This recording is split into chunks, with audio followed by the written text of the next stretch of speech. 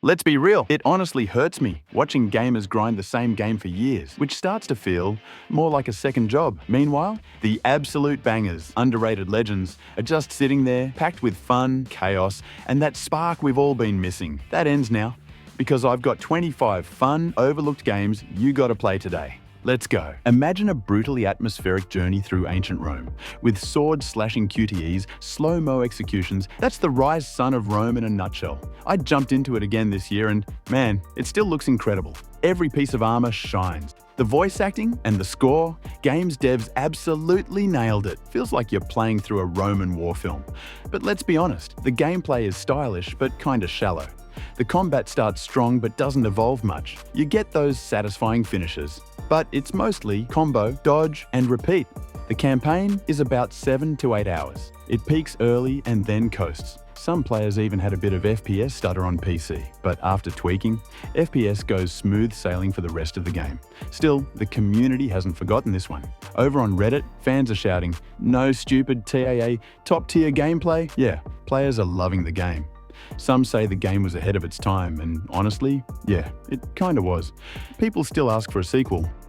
Coming in at number 24, Unruly Heroes is a vibrant, action-packed platformer, inspired by the legendary Chinese tale Journey to the West, with stunning hand-drawn art and fast-paced combat. In the game, you switch between 4 unique characters on a wild quest full of monsters, magic, and mayhem. I played it recently, and wow, the artwork still pops. Every scene drips with color and energy, and that fluid animation, honestly, I can confidently say that the animation is Rayman-level beautiful, along with the combat, solid, the puzzles, clever, and local co-op, pure, chaotic fun. But yeah, sometimes the controls might feel a little loose, especially when things get hectic mid-fight. But hey, this game is also one of those games where you feel the love, despite the game being rough around the edges. For our 23rd pick, picture this, a racing game where you can literally shift into any car or even an NPC mid-chase. That's Driver San Francisco, and every pursuit feels like cinematic chaos. I jumped in recently and whoa, it's a straight-up adrenaline blast. The driving physics, still tight, drifty, and so fun. But the real magic is in that shift mechanic, swapping into a bus, a fire truck, even oncoming traffic instantly. This mechanic is not just clever, it's next-level design. Sure, the story's a little cheesy, but honestly, that's part of the charm. The game runs at a smooth 60 FPS, plus the visuals still hold up, and the car roster, a straight-up love letter to gearheads. Throughout internet, players call this game as a petrolhead's dream, and even one of Ubisoft's most underrated classics. Reddit threads, players are still buzzing about how deep the physics feel and how surprisingly engaging the story gets. So if you've never tried it, shift in, hold tight, and just embrace the chaos. Because the next game, we're shifting to another and diving headfirst into cybernetic fury. With Hard Reset, imagine a neon-soaked robot blasting frenzy that feels like Doom-married Blade Runner. Yeah, that's Hard Reset for you. It's over-the-top cyberpunk mayhem. Grenades flying, lasers blazing, and more explosions than a screen can fit. I jumped back in this year, and man, zoning out to those pounding techno beats while obliterating waves of bots never gets old. The core loop of the game is to jump in, blast, upgrade, and repeat. It's instant satisfaction, pure and simple. And the Redux version brings in more enemies, more weapons, and a fresh coat of polish. But let's be real, it's short, like 4 to 6 hours short, and the game sometimes hit difficulty spikes out of nowhere. Like, wait, this enemy has a one-hit kill? Yep, it happens. Still, few things feel as viscerally satisfying as launching a pack of robots into orbit with a single electric grenade. Hardcore fans say it channels that classic Doom energy, and they're not wrong. Reddit and Metacritic both praise the game's visual punch and pure thrill, even if it's short-lived. It's like a halftime show that outshines the full game. But if you think FPS storytelling's dead, just wait till we hit the Wild West. Next up, at number 21, Call of Juarez Gunslinger, a fast, fierce Western FPS that blends gunslinging action with comic book narration and tall tale storytelling. Fired it up again recently, and that first shot still hits hard. Built around tight shooting, combo-based scoring, and podcast-level narration, every kill clicks with weight and satisfaction. The comic-style cutscenes are stylish, and the narration by Silas Greaves, unreliable, hilarious, brilliant, which keeps things fresh, cheeky, and fun. Sure, it's short, around 4 to 6 hours, and yeah, it's linear. But every chapter crackles like a clean 10-gallon hat shot. Gamers on Reddit are still gushing. Absolutely worth picking up. A remarkably tight arcade shooter. Even Gaming Bolt named it one of the top underrated FPS games. And IGN, they put it perfectly. Pure, outlandish spaghetti western gunfights have never been more thrilling. From six-shooter legend to robotic chaos, strap in, because next up is Bionic Commando. Forget jumping. This 2009 reboot lets you swing through the city using a bionic arm, turning traversal into a blend of adrenaline rush and spaghetti code chaos. I fired it up again recently for this video, and the graphics? Still crisp, the music? Pumped, the story? Classic cheesy action flick vibes. But that grappling hook? Pure gold. The momentum, the physics, the flips. It just feels so damn satisfying. But the game is not all smooth swinging. The level design is pretty linear, exploration is limited, and the checkpoints, they are rough. You can't mess up, otherwise you will be doing same thing from way back. And the story is kinda here and there. Let's say not polished or rushed. The game has got average scores on Metacritic, but the fans still remember this game with heart. Where one commented, "One of my favorite games, a seriously underrated gem." Forums also echo the love by quoting, "Still looks amazing, mechanics are top-notch." So yeah, it's rough around the edges, but its swing mechanics has a heart to it, which everyone praised. Let's move to Inversion at number 19. Think Gears of War, but someone hit fast forward on Gravity, where you walk on walls, fling cover like paper, and toss tanks like ragdolls. This is Inversion, where everything floats. Booted it up, and I was like, who designed this? Einstein? This game has the gravity gun, which feels fresh, yanking enemies out of cover, launching turrets across the room. It's pure relief from everyday stress. Graphically, this game still holds up very well. Sound design is very solid, and gun shootouts are chaotic fun. And it's a big but, the gravity gimmick doesn't evolve much. By the Chapter 5, it starts to feel like an overused, neat trick.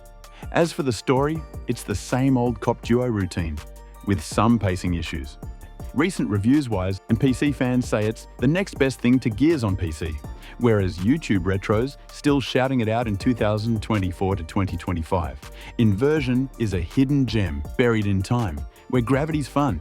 But what about gravity-defying style? Because next game is a beautiful reboot, a whole lot of parkour. At number 18, we've got Prince of Persia, 2008. Forget the sands of time. This bold reboot throws you into a lush, cel-shaded dream world, full of acrobatics, clever puzzles, and a surprising magical partner dynamic. I revisited this beauty recently, and wow! Even today, the world is beautiful. Alika's AI, smooth, seamless, the way she moves with you. It doesn't feel like combat. It feels like a dance. Fluid, graceful, almost poetic. Gameplay leans more toward puzzle solving than pure fighting. So, if you're expecting brutal sword slashes, this might feel a bit more chill, but there's a quiet elegance in that. I personally loved the aesthetics and chill gameplay mechanics.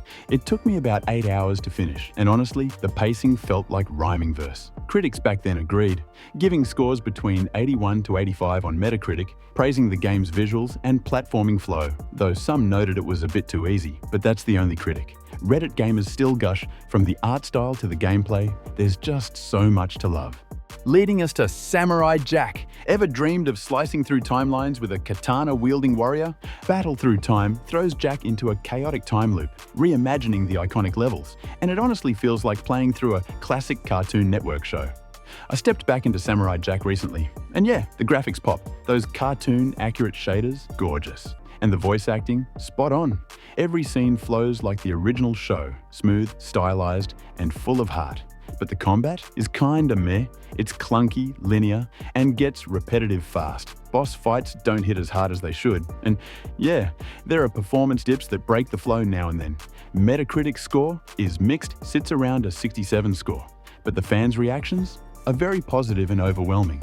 They're saying it nails the show with flawless voice work. You can feel the love for the series in every frame. The game is flawed, but it's a heartfelt tribute, made for fans by fans, and you know what? People still want more. Ever wondered what it feels like to drift through a dream, one wrapped in sorrow, mystery, and foggy memories? That's the Sona Nil for you. This underrated visual novel quietly pulls you into surreal steampunk landscapes, where you're decoding emotional riddles and peeling back the layers of a tragic, beautiful story, one thread at a time. I would say the game starts soft, almost like a lullaby. But by the time I reached to Chapter 3, I was hooked. Each moment echoes with emotional weight, delicate yet haunting. The game embraces its roots and polishes off the rough edges, delivering a poetic, melancholic journey that lingers long after the screen fades to black.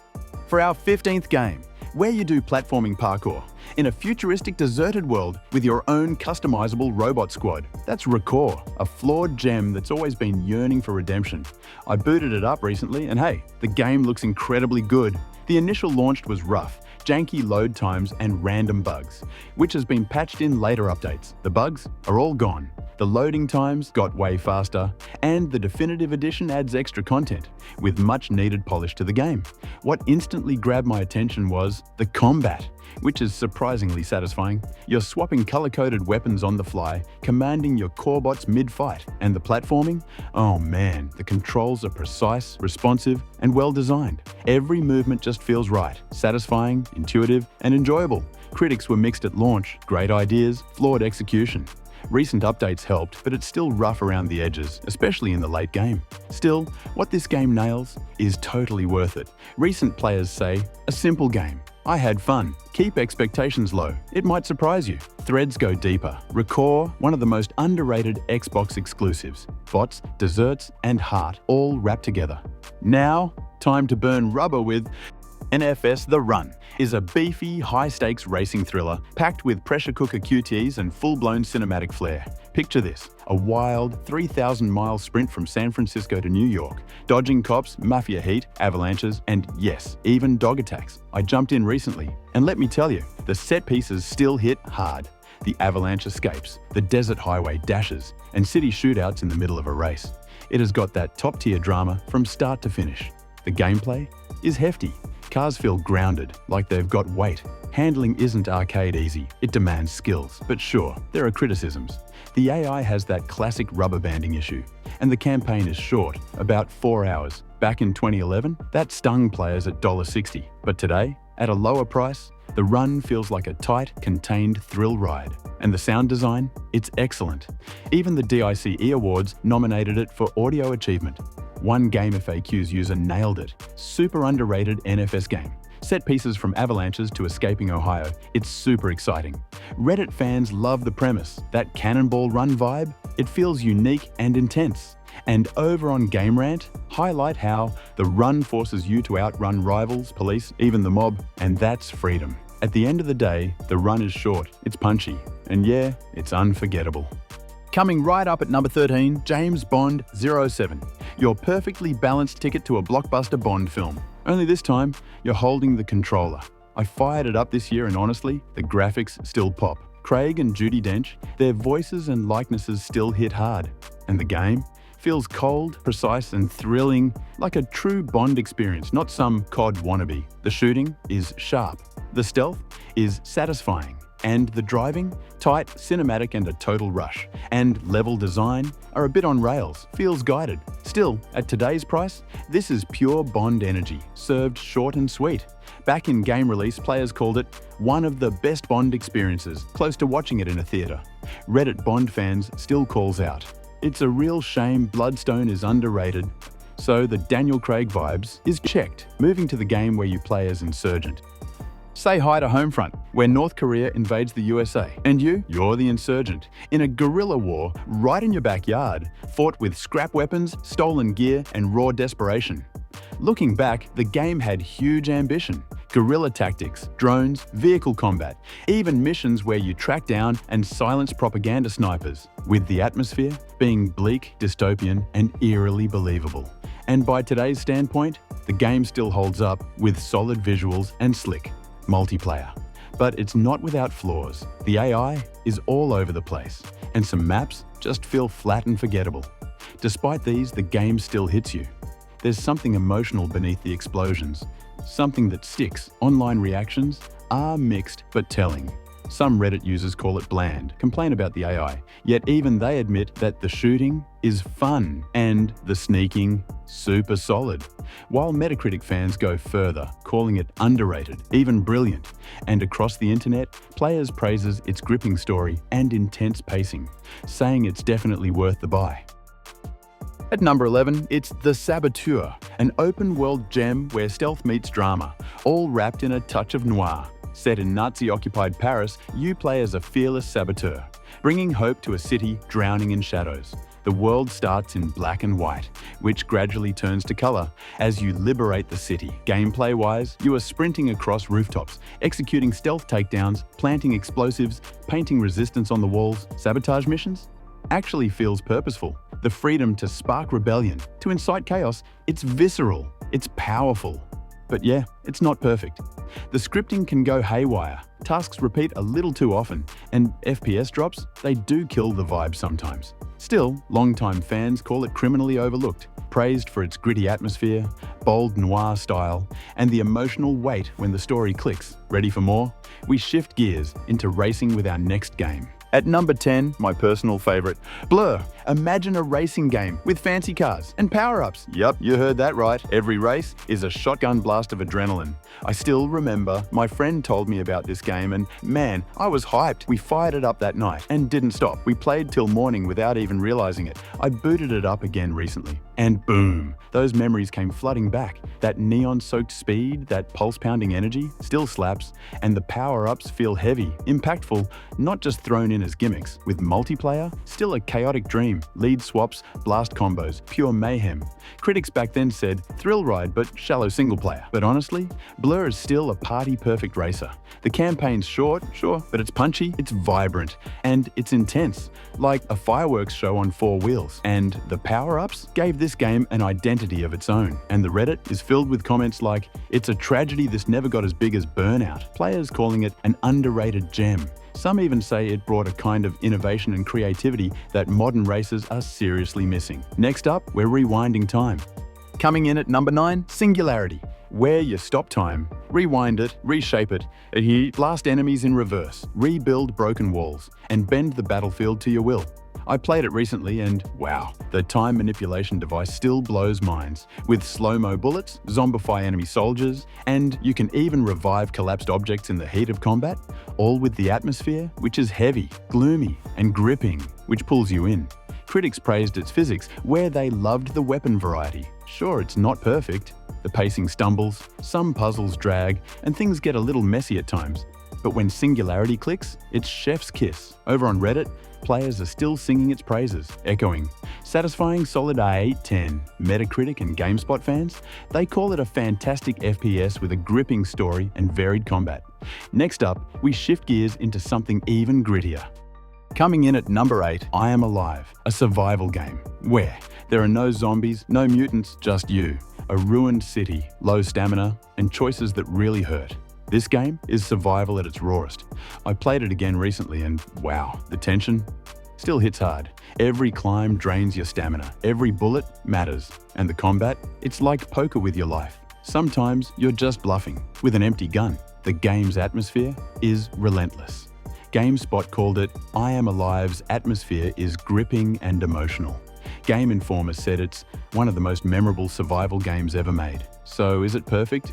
No. It's clunky in spots, buggy at launch, and yes, very linear. But the emotional weight makes up for everything. And yeah, the slow pace, not for everyone. But fans say that's exactly what builds the pressure. The silence, the dread, that helpless feeling, it sticks with you. So if your heart's already racing, good. We're only halfway through this list. More underrated gems coming up next.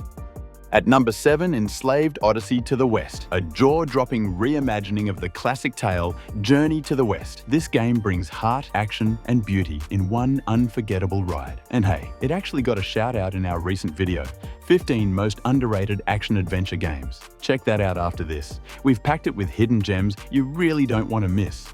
Enslaved throws you into a lush, post-apocalyptic world, where nature has taken over, ruins are overgrown, machines are forgotten, and survival depends on trust. You play as Monkey, a powerful, agile fighter, and by your side is Trip, a brilliant, tech-savvy girl with her own secrets. Together, you're swinging, climbing, fighting way through collapsed cities and wild terrain. Every moment in this game feels like a cinematic adventure, and the bond between these two hits surprisingly hard. I revisited it in 2025, and it still holds up beautifully.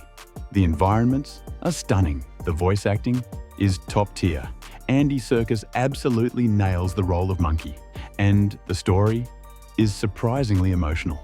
And when it hits those quiet human moments, it really hits. Platforming as well is smooth and satisfying. Yeah, it's guided, but it never feels lazy or on rails. With the combat, which is a little bit clunky at times, but overall excellent. And the camera has its off days. But honestly, the pacing, the world, and that genuine bond between Monkey and Trip, they make up for everything.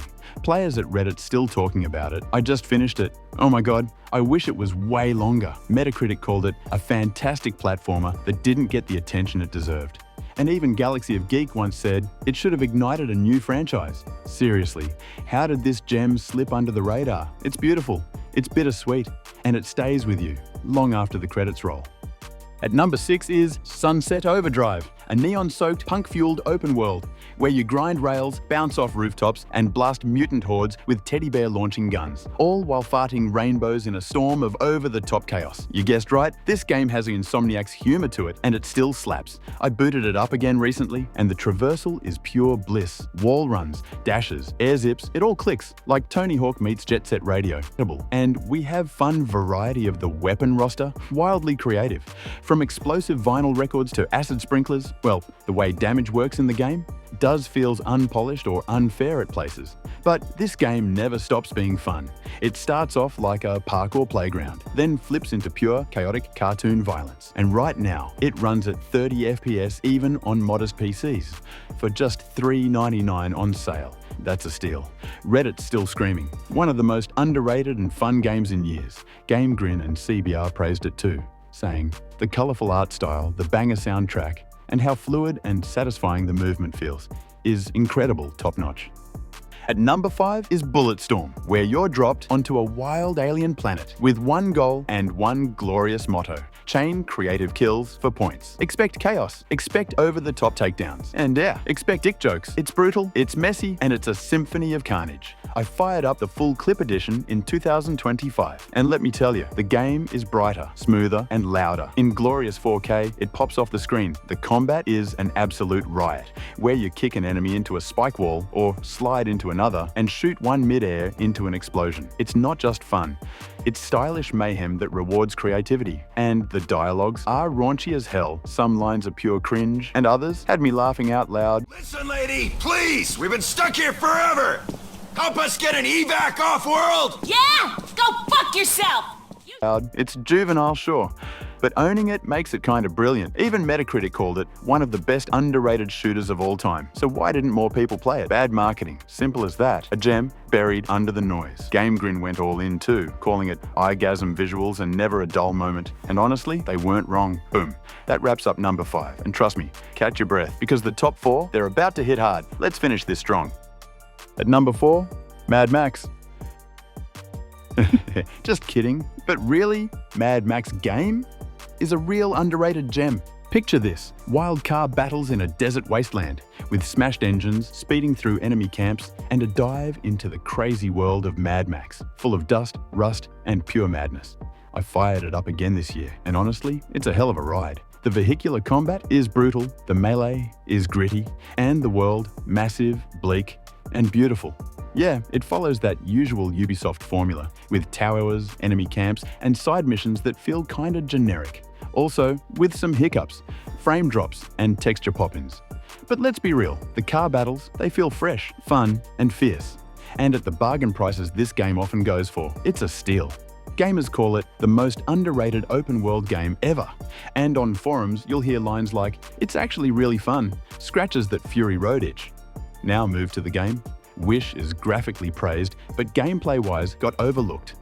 At number 3, Hellblade: Senua's Sacrifice. This game just hits different, where you're not just playing a game, you're stepping inside Senua's broken mind, without any big maps or towers. With just the voices in her head and the Norse gods, this game's journey feels as personal as it is haunting.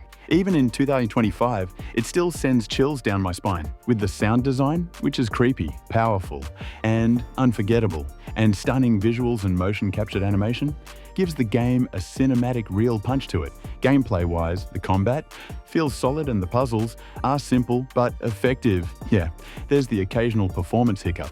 But honestly, none of that matters because the emotional punch is like nothing else. Gamers are still calling it super fun, biggest surprise of the year. It's sitting strong with 60,000 plus very positive reviews on Steam. And when it goes on sale, no brainer, absolute must play. So now, here's the real question. Which game hit the hardest? Because we're down to the top 2. Get ready. At number 2, Spider-Man Shattered Dimensions. 4 Spider-Men, 4 dimensions, and 4 completely different gameplay styles is way ahead of its time. I booted it up again recently, and within minutes, I knew this one's going straight into the top 5. Each version of Spider-Man brings something fresh, something unique. Noir Spidey leans into stealth, dark, quiet, and deadly. 2099 gives you speed, verticality, that futuristic thrill. Ultimate hits hard with flashy symbiote web combos. And Amazing keeps it classic, clean, timeless. Sure, the levels are linear, but they're tight, they're focused, and honestly, still super replayable. You want a quick hit of Spider-Verse action? This game delivers at 100%. Shattered Dimensions didn't just redefine Spider-Man games, it web-swung into something special. Before the multiverse was even cool, and now? This one's got a loyal fan base. They call it underrated. A hidden gem that never got the spotlight it truly deserved. Over on Reddit, one user said, "It's my personal favorite. It's what introduced me to the Spider-Verse." Critics praised it too, calling the combat some of the best we've seen from the character yet. And now, as we wrap up this list, we have saved the heaviest for last, because nothing hits harder than our top number 1. Let's do the drum roll. Spec Ops: The Line, the most underrated game. At first glance, it looks like just another military cover shooter. But the moment you dive in, it hits different. It's a brutal, emotional journey. One that questions war, violence, and even you, the player. Booted it up again recently, and honestly, it hits harder than most modern blockbusters. The environments, the tone, the story arcs, everything lingers, everything leaves a mark. Sure, the cover mechanics feels a little clunky at times, but that's intentionally put by devs, built to unsettle you, to subvert what you expect from a so-called hero shooter. And the gunplay is solid, but the real weapon here is the story. It flips your entire idea of heroism on its head. It challenges you, it haunts you, it stays with you. Players still talk about it. Some call it the most underrated game of its generation. Reddit fans praise its truly unique atmosphere. But here's the twist. It just vanished quietly, without big announcement, with no headlines, just gone from stores in January 2024. That's a harsh reminder that even the best underrated gems can disappear without warning. But this isn't just a game. From cinematic action to deep introspection, it's an experience, an underrated, solid experience. So if you're tired of the same old AAA formula, like, comment, and share this with a friend. Someone who needs to know what they've been missing. And hey, I won't brag about making the most underrated list ever. See you in the next video.